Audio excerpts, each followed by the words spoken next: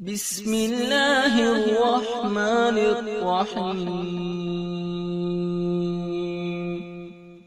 شروع اللہ کے نام سے جو بڑا مہربان نہایت رحم والا ہے۔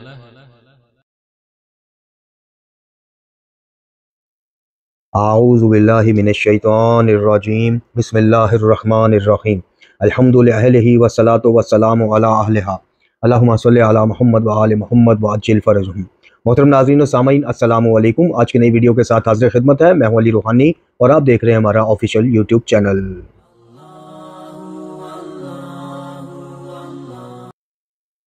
محترم ناظرین و سامعین، آج کی نہایت مختصر ویڈیو کے ساتھ حاضر خدمت ہیں، اور آج کی ویڈیو میں جو بنیادی ہمارا مقصد ہے آج کی ویڈیو بنانے کا، یا ان 5 سوالوں کو لے کر آپ سے گفتگو کرنے کا، وہ اس لیے ہے کہ دیکھا گیا ہے کہ جہاں بھی معاملہ عقائد کا ہو، معاملہ محکم آیات قرآنی کا ہو، معتبر احادیث اور متواتر احادیث کا ہو، معاملہ نہج البلاغہ کا ہو، معاملہ صحیفہ کاملہ کا ہو، جب بھی ان کی بیس پہ عقائد کے ضمن میں اور بدعات اور خرافات کے رد کے ضمن میں دعوت فکر ہم دیتے ہیں، تو اکثریت جو ہے جن کا دل اس چیز کو تسلیم کر رہا ہوتا ہے، توحید کی بات کو تسلیم کر رہا ہوتا ہے اور دماغ اس پہ گواہی دے رہا ہوتا ہے، لیکن جو مین چیز آڑے آتی ہے وہ یہ آتی ہے کہ جناب ہم نے فلاں اپنے مرجع سے پوچھا تھا، مجتہد سے پوچھا تھا، انہوں نے کہا جی ولایت تکوینی ان عنوان میں جائز ہے، انہوں نے کہا کہ جناب ولایت تکوینی کا کوئی اس طرح کا وہ نہیں ہے، شرک نہیں ہے، بدعت نہیں ہے، وہ اپنی اختراع کی ہوئی نہیں ہے، انہوں نے کہا کہ جی غیر اللہ سے بھی آپ جو ہے بعنوان وسیلہ براہ راست استمداد کی درخواست کر سکتے ہیں، انہوں نے کہا کہ جناب خونی ماتم میں اور کما زنی وغیرہ میں کوئی حرج نہیں ہے۔ مطلب کہ اکثریت جو ہے وہ ہمیں مطلب جو جواب دیتی ہے وہ قرآن اور حدیث یا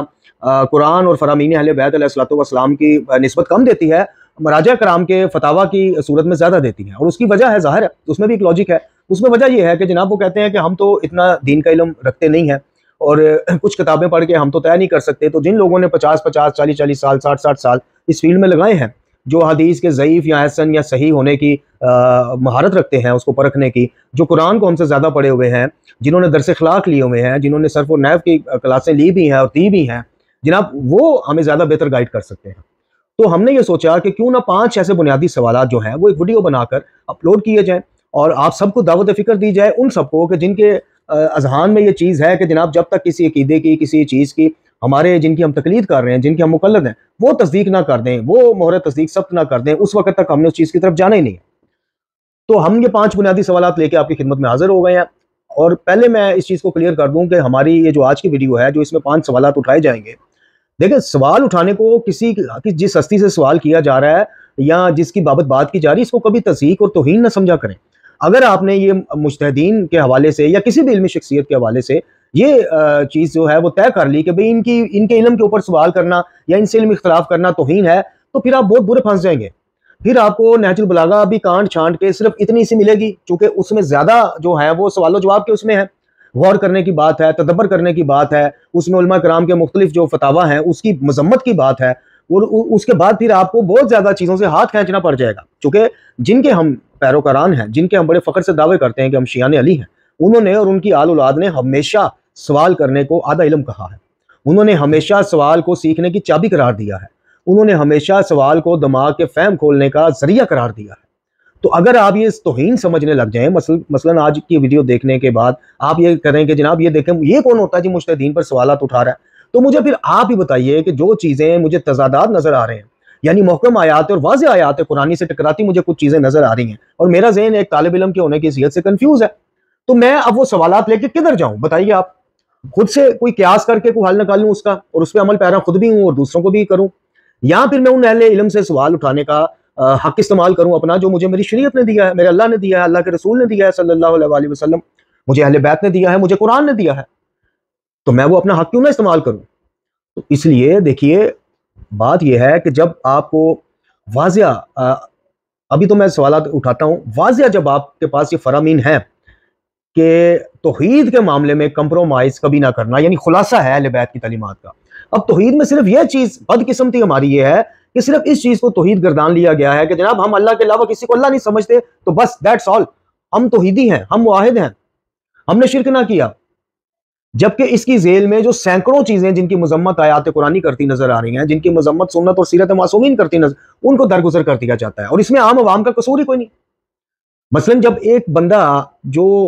اللہ تعالیٰ نے ان کو یہ عزت دی ہے کہ ان کے سینکڑوں ہزاروں مقلدین ہیں، جب وہ یہ کہہ دیں کہ جناب کسی سے بھی، کسی مقدس ہستی سے بھی اللہ سمجھ کے نہیں، براہ راست ویسے ان کو اللہ کا اذن سمجھ کے آپ ان سے حاجات بھی مانگیں، آپ ان کو مدد کے لیے بھی پکاریں، تو کوئی اس میں شرک والی بات نہیں، تو اس میں بتائیے پھر وہ جو ان کا مقلد ہے اس بیچارے کا کیا قصور ہے؟ اچھا، اب قرآن کو کوئی سمجھ نہیں سکتا بقول ان کے،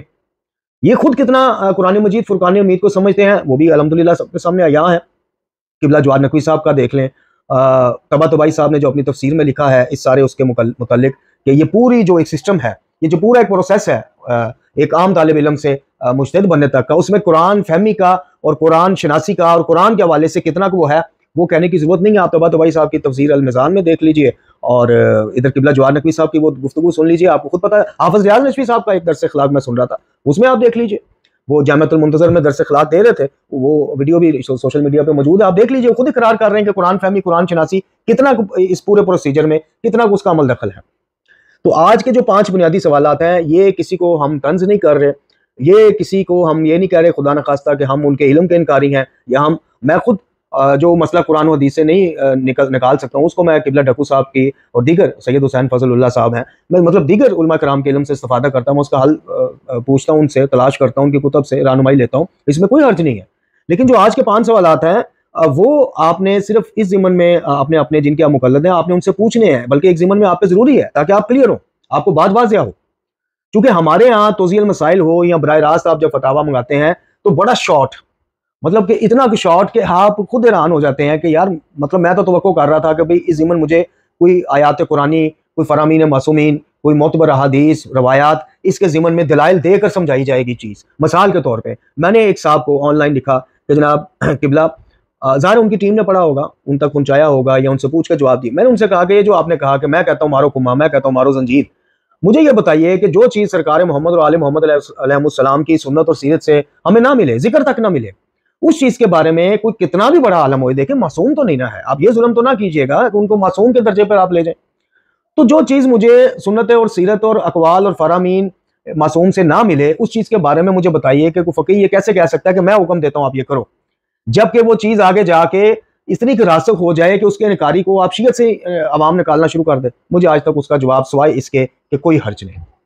یعنی میرا سوال آپ دیکھیں، مطلب کہ ٹائپ کرتے ہوئے بھی میرا خیال ہے کہ 10-12 سطروں پہ مشتمل وہ سوال تھا، جس کا جواب یہ آیا کہ حرج کوئی نہیں، بس دیٹس آل۔ تو آپ نے اس سے مطمئن نہیں ہونا، آپ کو بھی اگر حرج کوئی نہیں اور اس ضمن ہماری فلاں اس کی طرف رجوع کریں، اس کی طرف رجوع کریں، اس چکر میں آپ نے نہیں آنا، آپ نے دوبارہ سوال کرنا ہے، یا ان کے جو وکلاء ہیں پاکستان میں یا آپ کی دسترس میں دنیا میں جہاں جہاں بھی، ان سے سوال کریں اور ان سے کہیں جی ہمیں مطمئن کرنے والے جوابات لے کے دیجئے پلیز، اور آپ خود جواب نہ دیجئے۔ جن کے ہم مقلد ہیں بھائی، جن کے رسالہ عملیہ کرنے پہ ہم انشاءاللہ بری الذمہ ہوں گے، اوپر لکھا ہوتا ہے نا توضیح المسائل میں،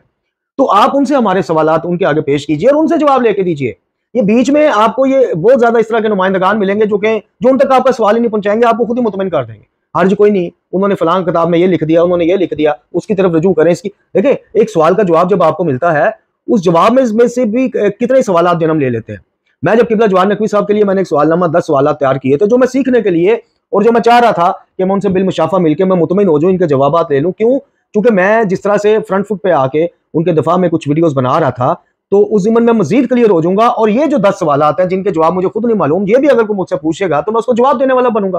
تو مجھے کہا گیا کہ جناب آپ لکھ کے دے دیں، آپ بالمشافہ یہ سوالات نہیں ہو سکتے، آپ مل کے کیا مطلب سوال کرنے، آپ لکھ کے دے دیں، وہ اپنے کسی درس میں اٹینڈ کر دیں گے، اب وہ تو دے دیں گے جوابات۔ اب جو وہ جواب دیں گے اس میں سے کئی سوال اور کھڑے ہو سکتے ہیں۔ مثلا مجھے ہمارے ایک دوست، جیسے آگے بھی میں نے ذکر کیا ہے، جیسے انہوں نے مجھے دکھایا کہ جناب میں جن کی تقلید کرتا ہوں، انہوں نے کہا کہ جملہ یا علی مدد کہنے میں کوئی حرج نہیں، وہ مطمئن ہو گئے۔ اب میں نے ان سے کہا کہ آپ ان سے یہ تو پوچھئے کہ پھر کیا وجہ ہے کہ کسی امام کی سنت اور سیرت میں یہ جملہ بطور وسیلہ ہمیں نظر کیوں نہیں آتا، وہ تو وسیلے کچھ اور بتاتے ہیں۔ تو اب یہ جواب میں سے سوال نکل آیا نا ایک اور، تو یہ وجہ ہے۔ تو چلتے ہیں جی، سب سے پہلا سوال جو ہے وہ آپ ان سے یہ پوچھئے کہ بڑے ادب کے ساتھ، احترام کے ساتھ، میں پھر کہوں گا کہ ہمارے ان سوالات کو ایک طالب علم کی سیکھنے کی جستجو قرار دیجیے گا، اس کو کوئی توہین، تحقیر یا بغاوت یا مقصریت ان چکروں میں نہ پڑیے گا۔ علم سیکھنے کے لیے اور سوال علم سیکھنے کا بہترین ذریعہ، اس لیے کوئی قدغن آپ پہ نہیں لگا سکتا، کوئی روک نہیں لگا سکتا، کوئی آپ کو یہ نہیں کہہ سکتا کہ جناب آپ سوال نہیں کر سکتے، سوال معصومین سے ہوتے رہے۔ تو سب سے پہلا جو سوال یہ ہے وہ ان سے یہ پوچھیے گا کہ جو موجودہ رائج طریقہ ہے تقلید کا، یعنی فرد واحد کی تقلید، اور تقلید بھی ایسی کہ آپ ان کے مقلد ہوتے ہوئے کسی دوسرے کے اسی ایک مسئلے میں کسی دوسرے کے فتویٰ جو آپ کو زیادہ قریب قرآن والے بیت لگ رہا ہے، تعلیمات قرآن آپ نہیں جا سکتے، آپ خمس، زکوٰۃ اور اس طرح کی چیزیں ان سے پوچھے بغیر نہیں سر انجام دے سکتے۔ یہ جو اور نیت باقاعدہ، یعنی اوائل شیعت جب ہم نئے ہوئے ہیں تو ہمیں تو نیت کروائی گئی تھی کہ جناب نیت کریں کہ آپ نیت کرتے ہیں، مجتہد کا نام تھا، ان کی تقلید کی نیت کرتے ہیں قربتاً اللہ۔ یہ جو رائج موجودہ تقلید کا طریقہ ہے، یہ کس امام نے بتایا، کس امام نے اس کی تائید اور تصدیق کی، کس امام کے نائب خاص نے یہ غیبت کبریٰ میں طریقہ ہمیں دیا تقلید کا، وہ ہمیں بتائیں۔ آج آ کے دو روایات، ایک امام حسن عسکری علیہ السلام کی اور یہ امام زمان جل اللہ تعالیٰ فرج شریف کی۔ اب ان دو روایات میں بھی دیکھیں تو فرد واحد کا ذکر ہی کہیں نہیں ہے۔ ہمارے حدیث کے راویان کی طرف رجوع کرو، وہ تم پر حجت ہے، ہم ان پر حجت ہیں۔ دوسرا بتایا جاتا ہے امام حسن عسکری علیہ السلام کا، اس میں بھی آپ دیکھ لیں کہ فقہ میں سے جو اپنے نفس کو قابو کرنے والا ہو، عادل ہو، خلاصہ پیش کر رہا ہوں، اس سے آپ دین کا علم حاصل کریں، سیکھیں، پوچھیں، وہاں بھی کوئی خبر واحد کی فرد واحد کی قدغن نہیں ہے۔ تو یہ جو موجودہ ہے، یعنی تقلید، میں آپ کو آسان کر دیتا ہوں اس سوال کو، جو پہلا سوال ہے، تقلید تب ہو سکتی ہے جب آپ کسی مسئلے میں قرآن اور حدیث سے رہنمائی لینے میں معذور ہوں، نہ نکال سکتے ہوں، بے بس ہو، اس مسئلے کو آپ اٹھائیں گے اور مجتہدین یا اہل علم کی طرف رجوع کریں گے، ان سے پوچھیں گے کہ جناب یہ ایک فقہی یا فروعی معاملات میں یہ جو ایک مسئلہ ہے، اس کا مجھے حل سمجھ نہیں آ رہا، اس کو کیسے وہ آپ کی جو رہنمائی کریں گے، اس رہنمائی پہ جو آپ عمل کریں گے، اس کا نام تقلید ہے۔ یعنی قیاس سے منع، کہ جس چیز کے بارے میں علم نہیں، قیاس نہیں کرنا۔ قیاس ہاں وہ علیحدہ بات ہے، ہمارے یہاں ہم برادران پہ اپنے پہ جو ہے نا بڑی ٹونٹے مارتے ہیں، تنزے مارتے ہیں کہ جی ان کی فقہ قیاس پہ کھڑی ہے، وہ فتوے میں قیاس سے کام لیتے ہیں، اور ادھر سارا عقیدہ ہی قیاس پہ کھڑا ہوا ہے، ولایت تکوینی کا پورا عقیدہ ولایت تکوینی کی، آپ کو قرآن اور اہل بیت سے کوئی ایک نص نہیں ملے گی، کوئی ایک ثبوت نہیں ملے گا۔ قیاس کیسے؟ واسف بن برقیہ جو ہے وہ تخت بلقیس لا سکتے ہیں، تو یہ ان سے کم ہے، ان کے پاس ایک اسم اعظم تھا، ان کے پاس سارے اسم اعظم ہیں۔ جناب عیسیٰ باذن اللہ مردہ زندہ کر سکتے ہیں، یہ فخر عیسیٰ نہیں کر سکتے۔ جناب مریم کی یہ شان ہے، فخر مریم کی یہ شان نہیں، سب قیاس۔ یعنی کوئی بندہ اگر آپ سے یہ سوال کر لے، یعنی ہم تو پھر جذبات اور مودت میں آ جاتے ہیں نا، ایک منٹ کے لیے نیوٹرل ہو جائیں، ہم تو کہتے ہیں واہ واہ کیوں نہیں جی، بالکل جناب عیسیٰ کر سکتے ہیں، تو فخر عیسیٰ کیوں نہیں کر سکتے، کیا نہیں کر سکتے، سبحان اللہ، نعرہ حیدری۔ اگر اس چیز سے آپ ہٹ جائیں، نیوٹرل بن جائیں، اور آپ ان کے آگے یہ سوال رکھ دیں کہ جناب آصف بن برقیہ کا بھی قرآن میں ذکر، جناب عیسیٰ کا بھی قرآن میں ذکر، جناب یوسف کے کرتے سے جناب یعقوب کو آنکھوں سے لگانے سے شفا ملی، یہ بھی قرآن میں ذکر، آپ بتائیے کہ یہ تو قرآن میں ذکر ہے، اس پہ ایمان لانا ہم پہ واجب اور ضروری ہے۔ آپ یہ بتائیے کہ قیاس نہیں، آپ یہ بتائیے کہ ان مقدس ہستیوں کا یہ سارے امور تکوینیہ کے اوپر حق ولایت جو ہے، اس کا قرآن میں کہاں ذکر؟ یعنی اگر آپ کورے ہو جائیں نا، جو پنجابی میں کہتے ہیں بدید ہو جانا کہ بھائی ٹھیک ہے ان کا ملتا ہے نا قرآن میں ذکر، ان کا بھی دکھاؤ، پھر آپ کے پلے کیا رہے گا؟ وہاں تو قیاس نہیں چلے گا۔ تو پہلا سوال یہ ہے کہ موجودہ جو رائج تقلید کا طریقہ ہے، یہ کس امام نے ہمیں بیان کیا ہے، وضع کیا ہے؟ اچھا، ائمہ کے بعد غیبت کبریٰ میں 4 جو نائبین تھے، نواب اربعہ جن کو کہا جاتا ہے، ان میں سے کسی سے بتا دیجئے، متقدمین جو ہیں ان میں سے کسی سے، شیخ صدوق ہیں، شیخ کلینی ہیں، شیخ مفید ہیں، توسی ہیں جناب، اور علامہ باقر مجلسی، ان میں سے کسی ایک سے یہ ثابت کر دیجئے یہ طریقہ تقلید۔ پہلا سوال یہ۔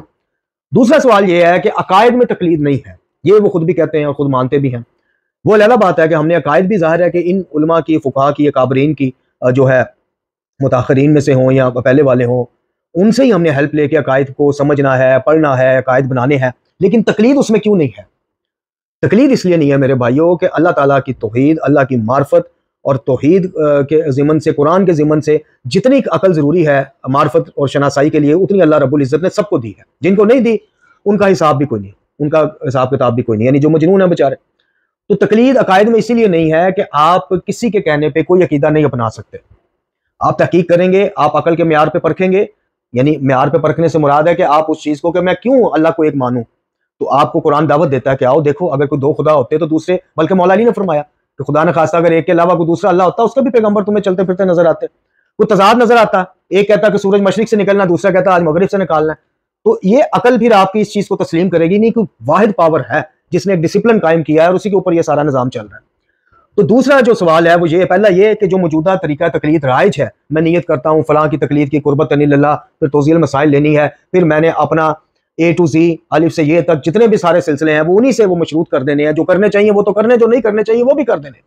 یعنی میں نے ان سے ہی یہ سیکھنا ہے، ان سے ہی۔ وہ اگر مجھے کہیں گے کہ اللہ کے علاوہ کسی غیر اللہ سے مدد مانگنا، وان مانے وسیلہ کوئی حرج نہیں، تو میں نے کہنا جی کوئی حرج نہیں، میری اپنی عقل، اپنے سوالات، اپنا وہ ایک وہ فہم جو ہے وہ سب ختم۔ تو پہلا سوال طریقہ تقلید، دوسرا سوال کہ عقائد میں جب تقلید نہیں ہے تو پھر یہ بتائیے کہ ولایت تکوینی عقیدے کا حصہ ہے کہ نہیں ہے؟ یعنی ولایت تکوینی کیا؟ ولایت تکوینی یہ کہ جس طرح محمد اور آل محمد علیہ السلام کو ولایت تشریع حاصل ہے، یعنی دین کے احکامات کی تشریح اور توضیحات جو ہیں وہ انہوں نے کرنی ہے، ان سے پوچھنا ہم نے، اسی طرح امور تکوینیہ کی ولایت بھی ان کو حاصل ہے کہ وہ اللہ کے دیے گئے اذن یا مرضی سے وہ جناب بارشیں برسانے پہ قادر ہیں، خلق کرنے پہ قادر ہیں، صحت دینے پر قادر ہیں، زندگی موت کے معاملات دیکھنے پہ قادر ہیں، رزق دینے پہ قادر ہیں۔ یہ ہے ولایت تکوینی۔ جب تقلید عقائد میں ہے نہیں تو پھر ولایت تکوینی کی تبلیغ اور ترویج اور اس کے افکار کی ترویج مجتہدین کرام یا ان کے وکلا کیسے کر سکتے ہیں جبکہ عقائد میں تقلید ہی نہیں؟ بتائیے پھر۔ مدرسۃ القائم کی آج بھی فیس بک پیج پہ چلے جائیے، اسکرول ڈاؤن کرتے جائیے اور ولایت تکوینی کے حوالے سے مجتہدین کے فرامین آپ پڑھتے جائیے گا، خود پڑھتے جائیے گا۔ تو دوسرا سوال یہ ہے کہ جب عقائد میں تقلید نہیں ہے تو مجتہدین کرام بصد احترام کس طرح سے ولایت تکوینی کے نظریے کی ترویج کر سکتے ہیں یا کہہ سکتے ہیں یا کوئی حرج نہیں بھی کہہ سکتے ہیں؟ تیسرا سوال ہمارا یہ ہے کہ مجتہدین کرام سے یہ ضرور پوچھیے گا کہ ایک شخص جو اللہ رب العزت کی وحدانیت کا اقرار کرتا ہے، اس کے علاوہ کسی کو خدا نہیں مانتا، رب نہیں مانتا، لائق عبادت لائق سجدہ نہیں مانتا، نبی اکرم صلی اللہ علیہ وسلم کو آخری نبی سمجھتا ہے، ختم نبوت پر ایمان ہے اور گزشتہ تمام انبیاء پر ایمان رکھتا ہے، جناب آدم سے جناب خاتم تک، اس کے بعد جناب امیر المومنین علی بن ابی طالب علیہ السلام کی امامت اور ولایت اور عصمت کا بھی قائل ہے، یعنی بعد از نبی خدا صلی اللہ علیہ وسلم جناب امیر کو اپنا ہادی اور رہنما سمجھتا ہے اور ان سے دین لینے کا قائل ہے، اور اس کے بعد ان کی آل اولاد سے قرآن مجید فرقان امید کو الہی کتاب سمجھتا ہے، الحمد سے والناس تک بالکل محفوظ الحمدللہ سمجھتا ہے، اور اس کی تحریف کا قائل نہیں ہے، نہ صرف قائل نہیں ہے بلکہ اس کی تحریف کے قائلین کو غیر مسلم سمجھتا ہے، اسلام سے خارج سمجھتا ہے۔ جی، مولا کائنات کے بعد جتنے باقی 11 امام ہیں ان کی امامت کا بھی قائل ہے، لیکن اس کا یہ کہنا ہے کہ اللہ رب العزت کے علاوہ کوئی حاجت روا نہیں ہے، اللہ رب العزت کے علاوہ دعا کسی سے نہیں ہو سکتی، اللہ تعالیٰ کے علاوہ پکارا کسی کو نہیں جا سکتا، اللہ رب العزت کے علاوہ خلق کرنا، رزق دینا کسی بھی عنوان سے، وسیلے یا بغیر وسیلے، اذن یا بغیر اذن، کسی بھی عنوان سے وہ قائل ہی نہیں ہے کہ کسی کو اللہ تعالیٰ نے یہ طاقت یا وہ دی ہو۔ تو کیا ایسا شخص شیعت سے خارج ہے؟ یہ تیسرا سوال ان سے پوچھیے گا۔ اگر جواب ہاں میں آئے تو دلیل ضرور لیجیے گا، دلائل ضرور لیجیے گا کہ جی بالکل وہ شیعت سے خارج ہے، تو پھر ان سے پوچھیے گا ضرور کہ شیعت سے خارج ہے اگر تو پھر اس کی تصدیق ہمیں معصومین یا قرآن سے ہونی چاہیے، وہ بتا دیں۔ اگر جواب نہ میں آئے تو پھر بتائیے گا، پھر بھی ایک سوال کیجیے گا کہ اگر وہ یہ سارے عقیدہ رکھنے کے باوجود بقول آپ لوگوں کے وہ مکثریت میں آ جاتا ہے نا، مطلب یہ سارے عقیدے رکھنے کے وہ اللہ کے علاوہ کسی کو حاجت روا نہیں سمجھ رہا، وہ دینے والا عطا کرنے والا کسی کو نہیں سمجھ رہا، وہ اللہ کے علاوہ دعا کرنے کا قائل کسی سے نہیں ہے، وہ ایک ہی لمحہ ہر جگہ حاضر و ناظر اللہ کے علاوہ کسی کو نہیں سمجھتا، اس کے باوجود بھی وہ شیعہ ہے، تو پھر کیا وجہ ہے کہ وہ شیعہ ہے؟ وہ وجہ بتائیں، اس کو تو مقصر ہونا چاہیے یا کم از کم شیعت سے خارج ہو۔ اگر وہ نہیں ہے، مجتہدین کرام تصدیق کر دیں کہ نہیں ایسا عقیدہ رکھنے والا شیعہ ہے، شیعت سے خارج نہیں ہے، کیوں نہیں ہے؟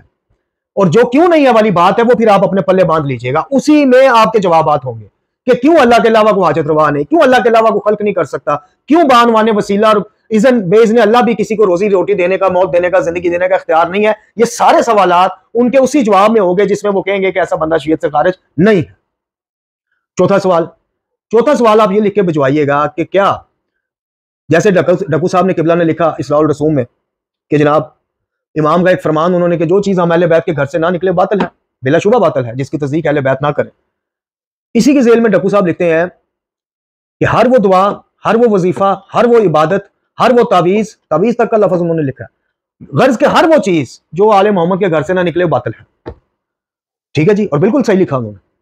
تو پھر وہ چوتھا سوال ہمارا لیتے جائیے کہ اگر ہمیں سرکار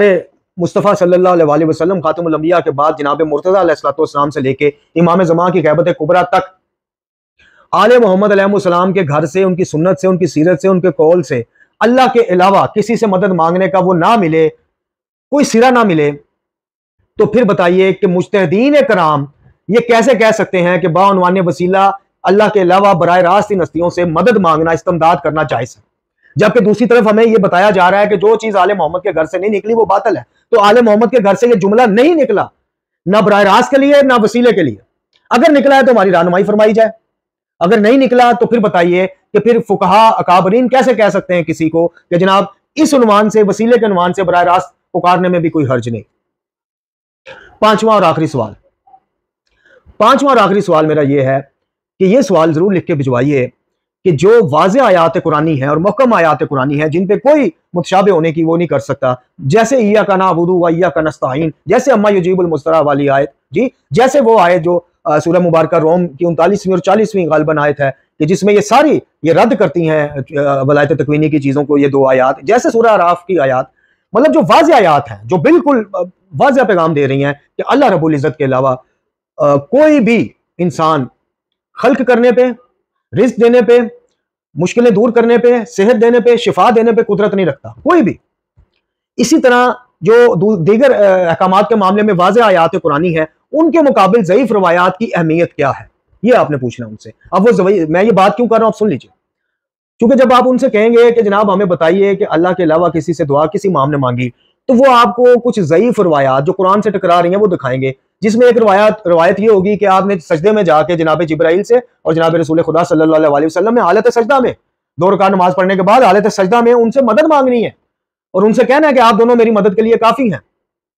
دوسری ایک اس میں جو دعائے فرض نامی ہے اس میں بھی یہی آپ کو جناب رسول اللہ صلی اللہ علیہ وسلم اور جناب علی مرتضیٰ کے حوالے سے ملیں گے الفاظ۔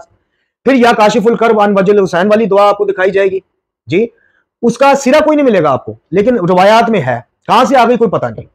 تو اس لیے میں یہ کہہ رہا ہوں کہ آپ ان سے پوچھئے گا کہ اگر ہمیں قرآن ایک پھاٹک بند کر دے، قرآن کہے کہ ہم صرف اللہ کی عبادت کریں گے اور اسی سے مدد مانگیں گے، لیکن اس کے مقابل ہمیں یہ روایات دکھائی جائیں، تو بتائیے گا کہ ان روایات کی پھر قرآن کی واضح آیات کے سامنے کیا اہمیت رہ جاتی ہے؟ تو جو جواب آئے گا وہ جواب ہم سے بھی شیئر کیجئے گا اور اپنے آپ سے بھی شیئر کیجئے گا۔ اگر یہ جواب آئے کہ جناب واضح اور محکم آیات قرآنی کے مقابل آنے والی ہر روایت کو دیوار پر مارا جائے بحکم امام، تو پھر آپ دیکھ لیجئے گا پھر یہ ساری عمارت آپ کدھر لے جائیں گے جو آج تک آپ ان کے کہنے پہ وہ سارا کچھ کرتے رہے اور عقیدے کا حصہ بناتے رہے۔ تو یہ 5 بنیادی سوالات ہم نے اٹھائے ہیں آپ لوگوں کے لیے، ان لوگوں کے لیے کہ جو کہتے ہیں کہ جناب جب تک ہم جن کی تقلید میں ہیں وہ ہم سے وہ نہیں کر دیتے،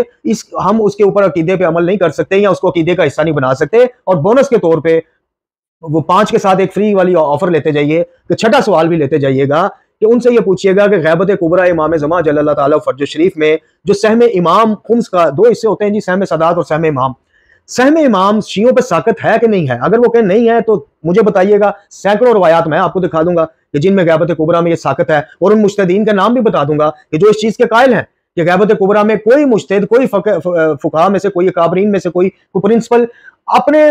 خوشی سے آپ دے دیں تو دے دیں، ورنہ وہ آپ سے تقاضا نہیں کر سکتا کہ سہم امام جو ہے وہ مجتہد کو دیں۔ اور اگر تقاضا نہیں کر سکتے اور غیبت کبریٰ میں یہ ساقط ہے شیعوں کے اوپر سہم امام، تو پھر بتائیے کہ پھر کس طرح سے یہ ہمیں کہا جاتا ہے ان کے وکلا کی طرف سے کہ جناب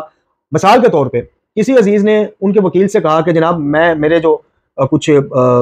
غریب سید رشتہ دار ہیں، میں اس دفعہ سہم سادات میں یہ سارا کچھ ان کو دینا چاہتا ہوں، انہوں نے منع کر دیا۔ انہوں نے کہا جی آپ یہ سوال ہم بھجوائیں گے، جو جواب آئے گا پھر کچھ دن بعد ان کا جواب اب اللہ جانے آیا کہ نہیں آیا، لیکن ان کے وکیل نے یہ کہا کہ جناب نہیں، اس وقت وہاں پہ یہ صورتحال ہے، خانہ جنگی ہے، فلانا ہے، آپ ان کو دیں، یعنی رشتہ دار جائے باہر میں، بھوکا مرتا مرے، آپ ادھر بھجوائیں۔ تو 6واں سوال بونس کے طور پہ یہ لیتے جائیے گا کہ کس امام نے یہ کہا کہ فقہاء، اکابرین، مراجع کرام، پرنسپل یہ سارے جو ہیں سہم امام آپ سے بزور